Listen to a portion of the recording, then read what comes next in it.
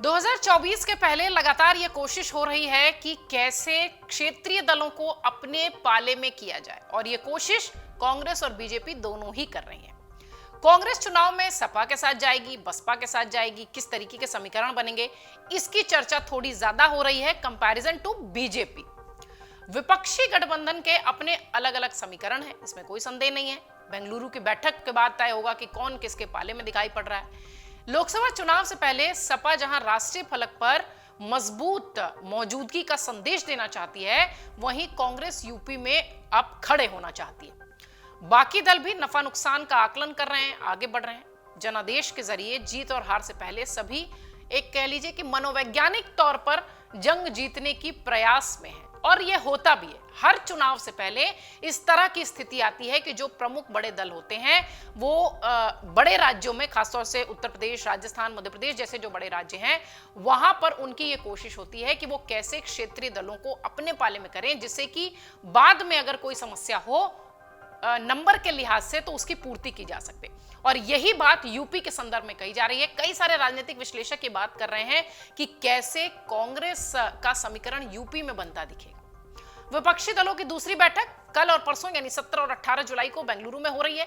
जून में पटना में हुई पहली बैठक की मेजबानी जहां जेडीयू और आरजेडी गठबंधन ने की थी, वहीं दूसरी बैठक की मेजबानी कर रही है कांग्रेस और इसीलिए सोनिया गांधी भी वहां पहुंच रही हैं और डिनर पार्टी उससे पहले रखने की उनकी तैयारी है ताकि सब एकजुट होकर उसके बाद बेंगलुरु की तरफ बढ़े। पटना में यह तय हुआ था, अगर आपको याद होगा हमने रिपोर्ट भी दिखाई थी, कि अगली बैठक 11-12 जुलाई को शिमला में होगी। लेकिन महाराष्ट्र की उठापटक, महाराष्ट्र का जो भी इस वक्त घटनाक्रम हुआ, उसके बाद से व्यवहारिक तौर पर कई कारणों के चलते ये बैठक आगे बढ़ा दी गई और माना यह जा रहा है कि दूसरी बैठक विपक्षी गठबंधन का नाम और उसके संयोजक का नाम तय करने के लिए की जा रही है, जिसकी अगुवाई कर रही है कांग्रेस और वो 17 और 18 तारीख को बेंगलुरु में हो रही है। विपक्षी गठबंधन के कई सहयोगियों के इधर उधर छिटकने की भी चर्चाएं हैं और ये चर्चाएं भी काफी गर्म है। लेकिन माना यह जा रहा है कि उत्तर प्रदेश में इस गठबंधन की मजबूत बुनियाद के रूप में सपा और कांग्रेस ही रहेंगे। कांग्रेस के एक जो पदाधिकारी हैं, जिम्मेदार पदाधिकारी हैं, उन्होंने बातचीत में यह कहा है कि कांग्रेस अध्यक्ष मल्लिकार्जुन खड़गे का कैंप बसपा को साथ लाने का प्रयास करेगा। यहां पर वो दलित, वो वोटर जो कि हमेशा से गेम चेंजर रहे हैं, ऐसा ये माना जा रहा है। कुछ विश्लेषक भी कह रहे हैं और भीतर खाने कुछ लोगों ने भी ये बात कही है कि मल्लिकार्जुन खड़गे जो है वो बसपा को साथ लाने के प्रयास में है। इधर कांग्रेस हाईकमान का ये मानना है कि विपक्षी गठबंधन के पक्ष में बयार बहती हुई दिख रही है तो ऐन वक्त पर बसपा का साथ आना संभव हो सकता है। मायावती हमेशा से इसलिए जानी जाती रही हैं कि वो एक अंत में एक निर्णय लेती हैं और वो ही निर्णय जो है वो गेम चेंजर की तरह साबित होता है, या यूं कहें कि एक क्वीन की तरह वो अपनी बाजी लड़ती हैं। और इसलिए शायद कांग्रेस भी इस इंतजार में है कि अगर विपक्षी खेमा मजबूत हो जाए तो हो सकता है मायावती साथ आ जाए। राष्ट्रीय स्तर पर एक मौजूदगी का एहसास कराना भी बहुत ज्यादा जरूरी है, क्योंकि तभी यह संभव है कि बसपा या सपा जो भी हो वो इस तरीके से अपनी मजबूती को रखें जिससे कि जो भी प्रमुख दल हैं, खासतौर पे कांग्रेस की बात करें, तो वो अपने साथ उन्हें लाने के लिए तैयार हो जाए। यूपी की जो पॉलिटिक्स है उस पर ध्यान केंद्रित करने वाले विश्लेषक और जेएनयू के सेवानिवृत्त शिक्षक प्रोफेसर रवि श्रीवास्तव से हमने बातचीत की। उन्होंने बहुत स्पष्ट तौर पर चीजें रखी। उन्होंने कहा कि साल 2014 और 2019 के लोकसभा चुनाव और 2017 और 2022 के विधानसभा चुनाव में भाजपा काफी मजबूत होकर उभरी है। भाजपा गठबंधन को कारगर चुनावी रणनीति बनाकर ही चुनौती दी जा सकती है। कांग्रेस यूपी में जमीन खो चुकी है, लेकिन उसने कर्नाटक और हिमाचल चुनाव जीतकर राष्ट्रीय स्तर पर सकारात्मक संदेश देने की कोशिश की है।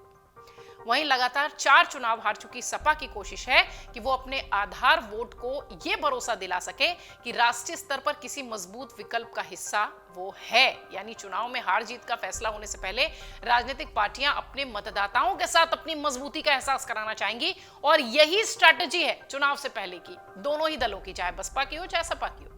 यही कारण है कि लोकसभा चुनाव के मद्देनजर कांग्रेस और सपा नजदीक आते हुए दिखाई पड़ रहे हैं। सपा के पास कहा यह जा रहा है, कई राजनीतिक विश्लेषक ये कह रहे हैं कि सपा के पास केंद्र में अगली सरकार बनाने की चाबी भी हो सकती है। हालांकि भविष्य के घर में क्या छिपा है ये तो कोई नहीं बता सकता, लेकिन हाँ, ऐसा कुछ राजनीतिक विश्लेषक मान रहे हैं कि सपा एक गेम चेंजर के रूप में उस वक्त 2024 के चुनाव परिणाम के बाद दिख सकती है। सपा के पिछड़ा वर्ग प्रकोष्ठ के प्रदेश अध्यक्ष राजपाल कश्यप कहते हैं कि हमारी पार्टी का मत प्रतिशत लगातार बढ़ रहा है। अगले लोकसभा चुनाव में गठबंधन के लिहाज से राष्ट्रीय प्रयासों का सपा भी हिस्सा है, जिसके परिणाम भी जल्द सामने आएंगे। लेकिन इतना जरूर कह सकते हैं कि केंद्र में अगली सरकार के गठन की चाबी सपा अध्यक्ष अखिलेश यादव के हाथ में ही होगी।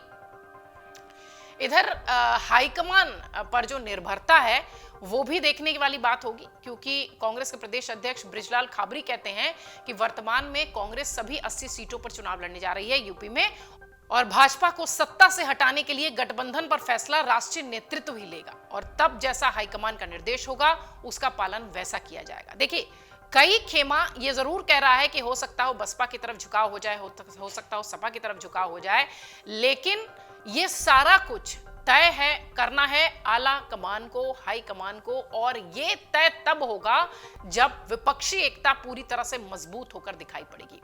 अखिलेश यादव निश्चित तौर पर विपक्षी एकता के छाते के नीचे दिखाई पड़ रहे हैं, लेकिन अभी तक मायावती ने कुछ इस तरीके की बातें नहीं कही है। इसलिए इस लिहाज से भी ये कहा जा सकता है कि गेम बदल सकता है, पाला बदल सकता है, पार्टी भी बदल सकती है। अगर सपा, हो सकता हो सपा के साथ कांग्रेस जाना उचित समझे, उस तरीके की जो परिस्थिति होगी, या बसपा के साथ जाना उचित समझे, उस समय की जो स्थिति परिस्थिति होगी। लेकिन राजनीतिक विश्लेषक ये मान रहे हैं कि निश्चित तौर पर कांग्रेस सपा या बसपा के साथ ही यूपी में दमदार तरीके से दिखाई पड़ेगी, लेकिन 80 की 80 सीटों पर कांग्रेस अपने उम्मीदवार उतारेगी। फिलहाल अभी तक ये ऐलान किया गया है, फिलहाल अभी तक ये तैयारी है, लेकिन चुनाव अभी थोड़ा समय है, हो सकता हो तब तक स्ट्रैटेजी में, रणनीति में कोई बदलाव हो। राजनीतिक विश्लेषक ये मान रहे हैं कि 2024 में यूपी की ये 80 सीटें हैं जो कि बहुत दमदार तरीके से किसी भी पार्टी को मजबूती देंगी या कमजोर करेंगी।